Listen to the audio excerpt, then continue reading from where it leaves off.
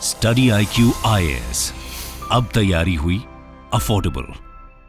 नमस्कार दोस्तों जैसा कि आप सब जानते हैं, लंबे समय से असम के अंदर इलीगल इमिग्रेंट्स को लेकर काफ़ी ज़्यादा चर्चाएं रही हैं और स्पेशली बोला जाता है कि बहुत सारे जो घुसपैठिए हैं उनके आने की वजह से असम की जो डेमोग्राफी है वो काफ़ी हद तक बदल गई है। असम का एक बड़ा जो हिस्सा है, आपको पता है, बांग्लादेश के साथ बॉर्डर सटता है और वहाँ से बोला जाता है कि बहुत सारे इलीगल इमिग्रेंट्स आते हैं और कहीं ना कहीं उसी को रोकने के लिए आप सबको याद होगा 2019 में NRC का फाइनल लिस्ट जारी किया गया था। इसके बारे में भी मैं चर्चा करूंगा वीडियो में, लेकिन यहां पर हुआ क्या है कि कल जो है आसाम की सरकार ने एक बहुत बड़ा फैसला लिया है। उन्होंने यहां पर यह कहा है नो NRC नो आधार। अगर आपने NRC में अप्लाई नहीं किया है तो आपको आधार कार्ड भी नहीं दिया जाएगा। देखिए क्या होता है कि अगर आप इलीगल इमिग्रेंट हैं और भारत में घुस आते हैं तो यहां पर अगर आपने आधार बना लिया तो उसके बाद क्या है, उसके बाद तो आपका रास्ता खुल जाता है, आप कहीं पर भी जा सकते हैं, आधार को ID की तरह दिखा देते हैं।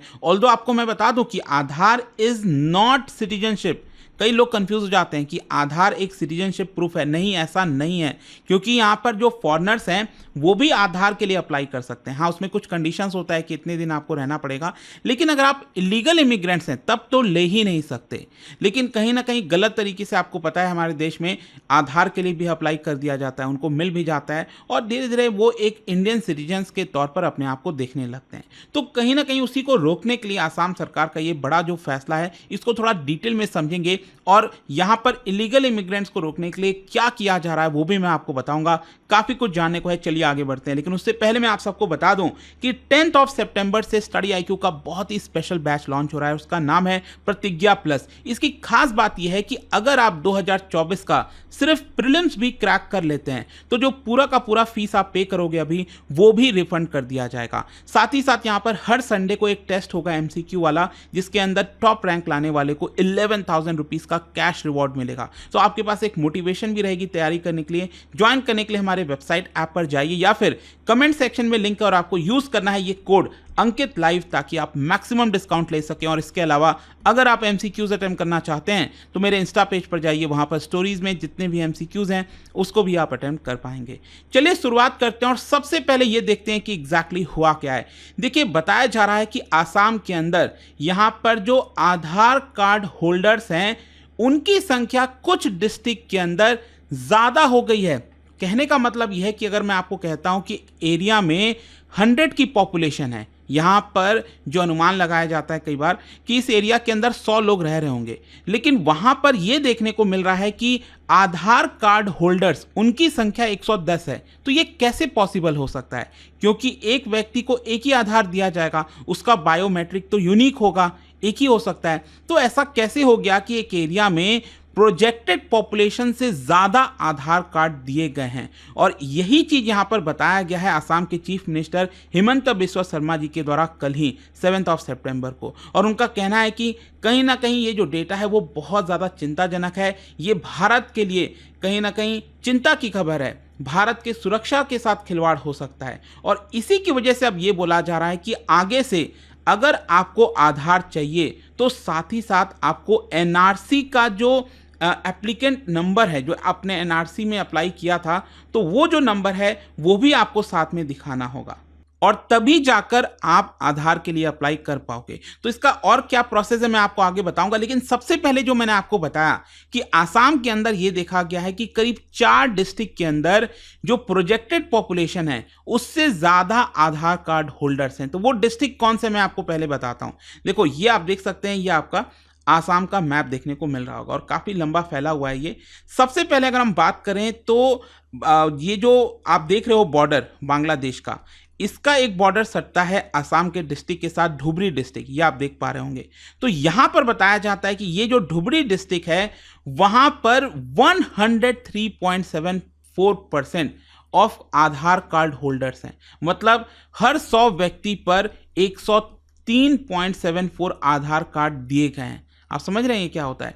तो इसी की वजह से ये एक बड़ी चिंता है। इसके अलावा यहाँ पर धुबरी भी हो गया। धुबरी अगर आप देखेंगे तो अच्छा सॉरी, मैंने आपको जो 103.74% वाला बताया ये बेसिकली बारपेटा का था, ये ध्यान रखिएगा। और जो धुबरी का मैं आपको बता रहा था इसका जो फिगर है वो है 103.48। कोई बहुत डिफरेंस नहीं है, बट जस्ट फॉर क्लैरिफिकेशन। इसके अलावा दो और डिस्ट्रिक्ट कौन से हैं, एक है आपका मोरीगांव और ये हो गया आपका नगांव। ठीक है, तो नगांव, मोरीगांव, बारपेटा और धुबरी, इन 4 डिस्ट्रिक्ट के अंदर पाया गया है कि वहां पर जितनी पॉपुलेशन है उससे ज्यादा यहाँ पर जो आधार कार्ड होल्डर्स हैं वो देखने को मिलते हैं। और स्पेशली बोला ये जा रहा है कि Muslims mostly of Bengali origin, वो जो कि बांग्लादेश से आए हैं, उनकी मेजॉरिटी, उनकी जो पॉपुलेशन है वो काफ़ी हद तक आपको इन डिस्ट्रिक्ट के अंदर देखने को मिलती है। तो इसी को लेकर यहाँ पर जो हिमंत बिस्वा शर्मा है, देखिए उनका क्या कहना है कि हम एक नोटिफिकेशन जारी करेंगे जिसके तहत अब जिस भी एप्लीकेंट को आधार कार्ड अप्लाई करना होगा फ्रॉम 1 अक्टूबर, ध्यान रखिएगा ये अगले महीने से लागू होगा, यहां पर जो एनआरसी के एप्लीकेंट नंबर हैं वो भी उनको प्रोवाइड करना होगा। अब देखो मैं आपको एनआरसी का समझाता हूं। एक्चुअली एनआरसी सबसे पहले आसाम में आपको याद होगा 1951 में आया था, लेकिन अभी क्या है इसके 2015 से लेकर लगभग 2014 से इनफैक्ट 2019 के बीच में ये अपडेट किया गया था। अपडेट बेसिकली इसीलिए किया जाता है कि क्या आप भारत के नागरिक हैं कि नहीं जो आसाम के अंदर रह रहे हैं। तो इसका जो फाइनल लिस्ट है, अब ये जो एनआरसी अपडेट हुआ था 2014 के बाद आसाम में, इसमें करीब 33 मिलियन लोगों ने अप्लाई किया था, मतलब 3.3 करोड़ लोगों ने, कि हाँ वो नागरिक हैं वो जो आसाम में रह रहे हैं। लेकिन इसमें से 1.9 मिलियन मतलब 19 लाख लोगों को एनआरसी की जो फाइनल लिस्ट आई थी 31 अगस्त 2019 में, उससे बाहर कर दिया गया था। इसका मतलब क्या हुआ कि यहां पर वो भारत के नागरिक नहीं हैं, उनको बाहर जाना चाहिए। ऑल्दो उनके ऊपर केस वगैरह चल रहा है, ऐसा नहीं है कि सरकार ने बाहर ही कर दिया है, लेकिन हाँ यहां पर अब ये बोला गया है कि आप अगर इन 33 मिलियन लोगों में हो जिन्होंने एनआरसी अप्लाई किया था, तो आपके पास एक एप्लीकेशन नंबर होगा एनआरसी का, तो वो आपको दिखाना होगा आधार कार्ड अप्लाई करते समय, तभी यहां पर आपको ये दिया जाएगा। मतलब ये ऐसा इसलिए किया जा रहा है क्योंकि अगर आपके पास एनआरसी एप्लीकेशन नंबर है, इसका मतलब एनआरसी जब अप्लाई हो रहा था उसके पहले से आप आसाम में रह रहे हो। अगर आप उसके बाद आए हो तो कहां से आए हो, क्यों आए हो, ये चीजें आपको बतानी पड़ेगी।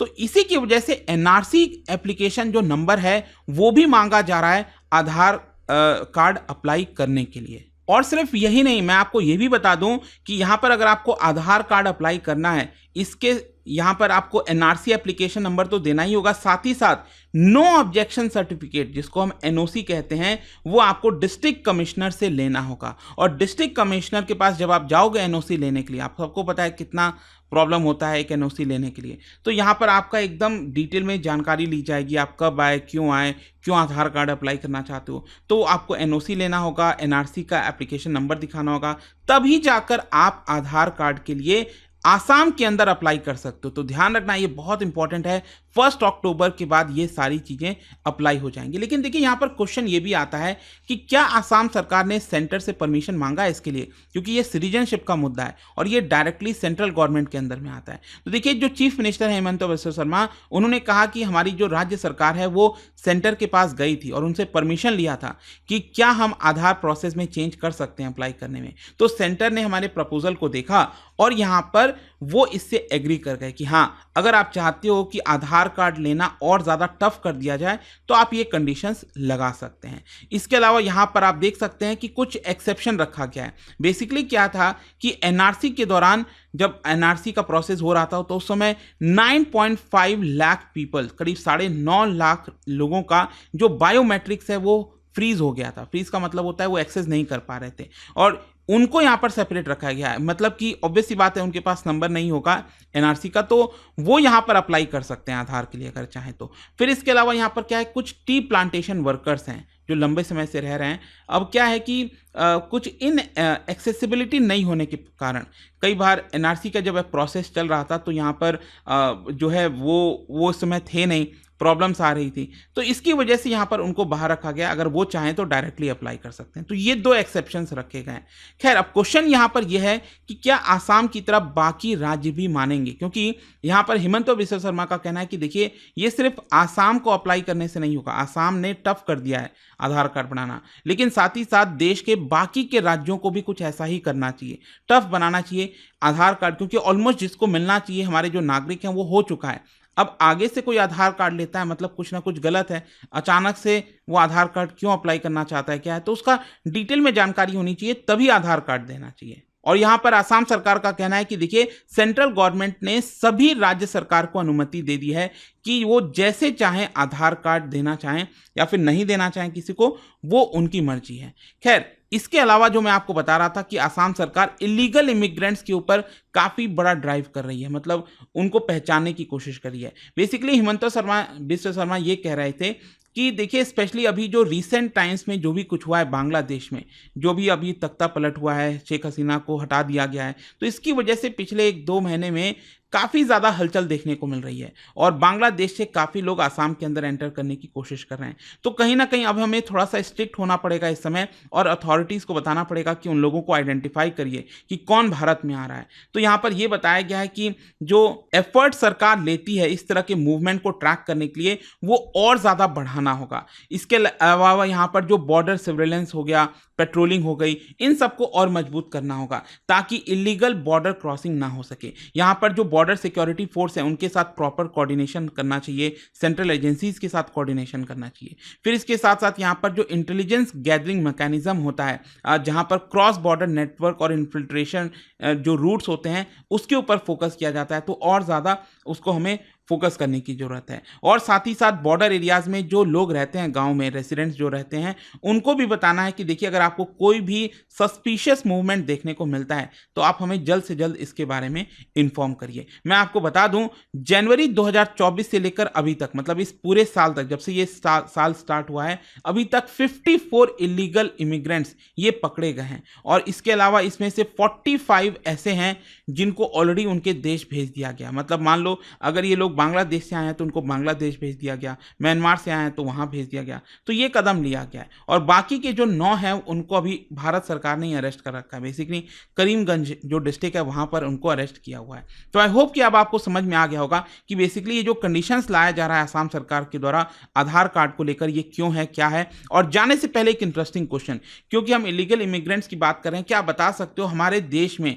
कौन सा ऐसा शहर है जहां पर माइग्रेंट्स का सबसे ज्यादा परसेंटेज आपको देखने को मिलेगा? इसका राइट आंसर आप सबको पता है, मेरे इंस्टाग्राम पर तो मिलेगा ही, वहां पर अगर आप नहीं हो कोई बात नहीं, टेलीग्राम से ले सकते हैं इसका सही उत्तर। मैं कई सारे जो एमसीक्यूज हैं वो यहाँ पर स्टोरीज में डालता रहता हूँ। अगर आपको पीडीएफ ये तो टेलीग्राम पर आइए, अलग अलग सोशल मीडिया पर आप जुड़ पाओगे। और जैसा मैंने आपको बताया, अगर आप यूपीएससी की तैयारी कर रहे हैं, कोई भी बैच चाहते हैं, you can simply use this code Ankit live to get maximum discount. And I hope की वीडियो आपको पसंद आया होगा। मिलता हूं आपसे next time, till then thank you very much, see you soon. Study IQ IAS, अब तैयारी हुई अफोर्डेबल।